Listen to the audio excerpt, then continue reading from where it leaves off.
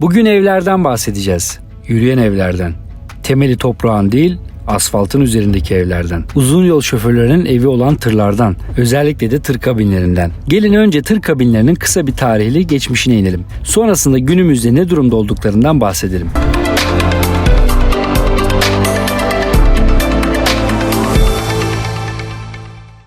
Türünün ilk örneği olan bu araç yaklaşık 4 beygir gücündeydi ve şoför kabininin at arabasından bir farkı yoktu. O zamanlar sürücü kabinleri ahşap tavan, deri kaplı koltuk minderleri ve 3 kişilik bir sırtlıkla donatılmıştı. Çoğu zaman bir çatı bile yoktu. 1930'lardan itibaren hem kamyon hem de kabinin boyutu gittikçe büyüdü. Kabine artık tamamen pencerelerle kapatılmıştı ve 3 kişinin rahatça oturması için bir koltuk minderi ve deri döşemeli bir arkalığı vardı.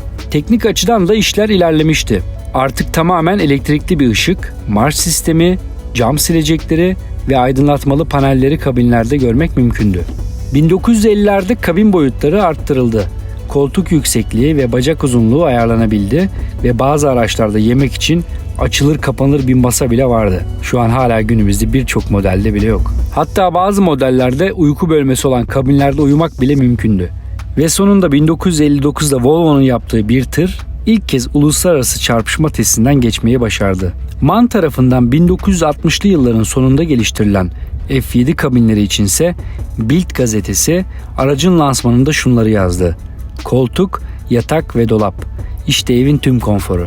Tırların bu hızlı gelişimini kurallarla standartize etmek isteyen Birleşmiş Milletler 1975 yılında Cenevre'de yapılan toplantıda tır ölçüleriyle alakalı sınırları belirlediler. Fakat hem coğrafi hem de ticari nedenlerden dolayı Amerika ve Avrupa'daki tır standartları farklı belirlendi. Amerika'daki büyük yüz ölçümü ve nispeten fazla tüketimden dolayı tırların boyları ve kabinleri daha büyük, aynı zamanda burunludurlar. Motor burun kısmına taşınmıştır ve bu da daha geniş ve daha lüks kabinlere sahip tırları görmemize imkan verir. Fakat bizim bugünkü konumuz Avrupa'daki tırların kabinleri. Bu tırlar için 1999 yılında asrın otomobil tasarımcısı seçilen ve günümüz tırlarının tasarımına öncülük eden İtalyan tasarımcı Giorgetto Giugiaro'ya teşekkür edelim. Şimdi gelin hep beraber yeni nesil tırlar ve kabinlerine bir bakalım. Hangi marka şoförlere neler sunuyor görelim. Fakat gezimize başlamadan önce ayakkabılarınızı çıkarmayı unutmayın. Çünkü şoförler evlerine ayakkabıyla girenleri pek sevmezler. Eminim ki dikkatinizi çekecek ilk şey bu devasa araçların yakından daha da büyük olması.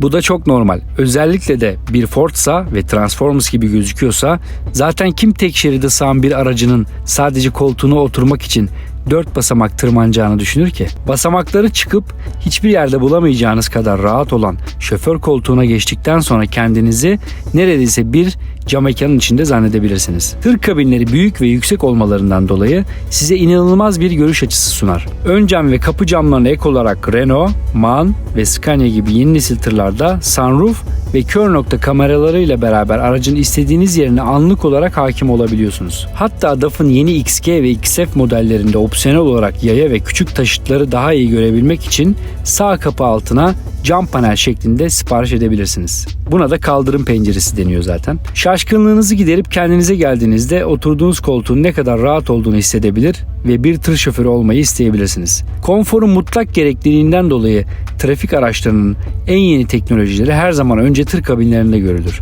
Uzun yol şoförlerinin hem konforu hem de sağlığı için vazgeçilmez olan bu koltuklar günümüzün en lüks otomobillerinin şoför koltuklarından bile kat ve kat daha rahattır. Genellikle standart olarak gelen koltuk ısıtması, koltuk soğutması gibi özellikle sırt boyun masajı ve deri kaplama gibi aklınıza gelen birçok özelliği opsiyonel olarak ekletmek mümkün.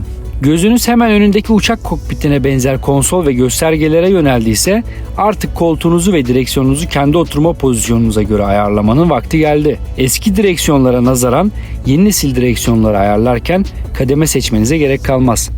İstediğiniz en ince ayarı yapıp keyfinize bakabilirsiniz. Muhtemelen ondan sonra da önümüzdeki göstergelere baka kalacaksınız.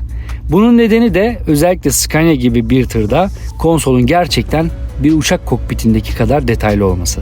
Önünüzdeki konsoldan sürüş modunu ayarlayabilir, kabin içi sıcaklığı düzenleyebilir, navigasyondan nerede olduğunuzu ve yükünüzü ne zaman teslim edebileceğinizi görebilirsiniz. Burada yaratıcı olan asıl şey bu özelliklerin çoğunu tek dokunuşla yapabilmeniz için yerleştirilen onlarca buton ve ekranların olması. Hadi Kaptan Köşkü'nden kalkıp arka tarafa doğru yavaş yavaş geçelim. Bu tırların içi en az 2 metre olduğundan eğer boyunuz 2 metrenin üstüne değilse hiç korkmadan ayağa kalkabilirsiniz.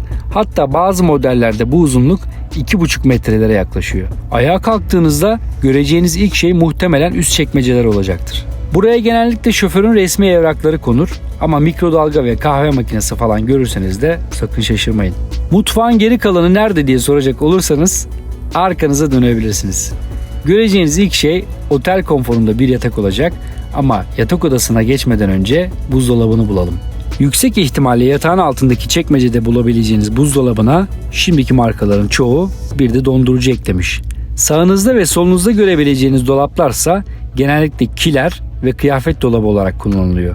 Kabine çıktığınızdan beri muhtemelen bir gözünüz yatak odasında, yatağa uzandığınızda bir otel konforunu aratmayan bu yatakları istediğiniz pozisyona getirebilir ve keyfinizce istirahat edebilirsiniz. Çoğu markanın opsiyonel olarak sunduğu ikinci kattaki misafir yatağı bazı modellerde standart olarak geliyor. Merdiveniyle beraber resmen bir ranza karşımıza çıkıyor. Ayrıca yatağınızın hemen yanında bulunan yeni nesil tuş takımları sayesinde rahatınızı bozmadan birçok özelliği de kullanabilirsiniz. Bir kere yatağınıza geçtiyseniz perdelerinizi kapayın. Gece kilidinizi aktif edin ve 5 yıldızlı otel rahatlığındaki uykunuzun keyfini çıkartın. Sıra tırları yorumlamaya ve sıralamaya geldiyse önce Avrupa genelinde en çok satılan markalardan bahsedelim. Avrupa'da en büyük pazar payına sahip marka Mercedes-Benz, onu sırasıyla MAN, DAF, Volvo, Scania, Iveco, Renault ve diğerleri takip ediyor. Bir başka dikkat çekense MAN, DAF, Volvo ve Scania'nın pazar paylarının çok yakın olması. Sektörün de kabul edip hak ettiği değeri verdikleri Mercedes-Benz benim de açık ara ilk sıralarımda. Ve aynı şekilde Iveco ile Renault'u listenin altına koyuyorum. Mercedes'in sunduğu yüksek lüks ve konforu Iveco ve Renault'da görmek biraz zor. Fakat listenin orta sıralarını belirlerken neye dikkat edeceğimi pek bilemedim. Profesyonel anlamda her markanın farklı avantajları ve dezavantajları var. Bu da durumu içinden çıkılmaz bir hale getiriyor. Bu 4 markanın içinde listenin en alt kısmına Iveco'yu koyuyorum. 3. sıraya MAN tırları koymamın sebebi ise Iveco'dan pek bir eksiği olmadan çok lüks ve görünüşlü hoş tırlar üretmeleri. Ayrıca şoför ve yolcu güvenliğine dikkat ettikleri bazı ince detaylar çok hoşuma gitti. Biz şoförler bazen acil durumlarda aşağı iniyoruz. Yükleme yaparken, bazen yük boşaltırken dışarıda olduğumuz süre zarfında kapıda bir dörtlünün yanması ya da kapıyı kilitleme tuşunun bulunması, bu özellikler benim için bir ayrıcalık olmuş oluyor. Park halindeyken oturup bir bank olarak kullanabileceğiniz açılır ön panjuruna, havalı bir pilot kokpitini anımsatan her tarafı tuşla kaplı bir konsolu olmasına rağmen sektörde konfor dönünce akla gelen ve benim ilk göz ağrım DAF'ı Scania'nın hemen önüne koyuyorum. Sonuç olarak benim sıralamamda DAF, Scania, Volvo, Mercedes, MAN, Iveco ve Renault geliyor. Umarım videoyu ve sıralamamı beğenmişsinizdir. Siz de yorumlarda kendi favorinizi belirtmeyi unutmayın.